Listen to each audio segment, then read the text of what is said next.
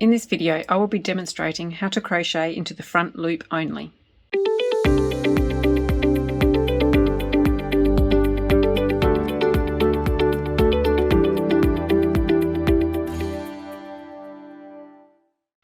The crochet stitch itself doesn't change for a front loop crochet stitch. The only thing that is different is the placement of the hook. Whether you're crocheting in rows or rounds, the front loop of the stitch is always the loop that is closest to you. Here are both loops of the stitch, and here is the front loop. So when you're crocheting into the front loop, you crochet into that loop only, and then you complete your stitch. And again, here are both loops of the stitch, and here is the front loop. Crochet into that one only. And once more, here's both loops of the stitch, but you only want the first loop. The one that is closest to you is the front loop. And then complete the stitch.